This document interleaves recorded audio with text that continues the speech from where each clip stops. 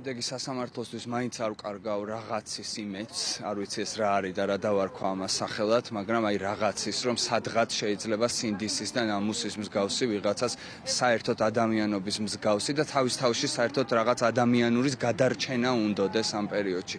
მაგრამ რასაც დღეს ჩვენ ვუყურებთ, ჩემთვის ეს არაფრით არ განსხვავდება დეკემბრის მოვლენებისგან, სადაც ჩვენ ხედავდით აი ამ ტკივილს, აი ამ დარბევას, ეს არის ტიპიური დარბევა ჩემთვის, უბრალოდ კიდევ უფრო რთული, კიდევ უფრო მტკივნეული და კიდევ უფრო სახიფათო, იმიტომ რომ ეს ეხება იგნორირებას ყველაფრის, ყველანაირი კანონის, ყველანაირი, არ ვიცი, სამართლებრივი მოცემულობის, რაც კი შეიძლება გქონდეს და უბრალოდ ჩვენ გადავიქეცით მაყურებლებად ჩვენი თანამებრძოლების, თანამოაზრეების, კოლეგების, წამების და წვალების. ეს არის მორალური წვალება, რასაც აქ ვუყურებთ და სადისტური გასართობი, რადგან ამ რეჟიმმა გადააქცია სასამართლო.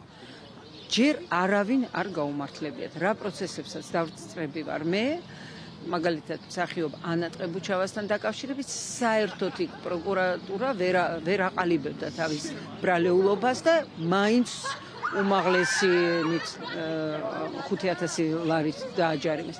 ჯერ სამართალი არ გვინახავს. და რა ის უნდა მქონდეს მოლოდინი, რომ რამე შეიცვლება უკეთესობისგან. დროის გაწელვა რაღაცა მისი ადამიანების რაღაცი დემორალიზაცია და რა ვიცი ზოგადად მუხტის ჩახშობის, საპროტესტო მუხტის ჩახშობა ხდება ჩემი თვალსაზრისით ეს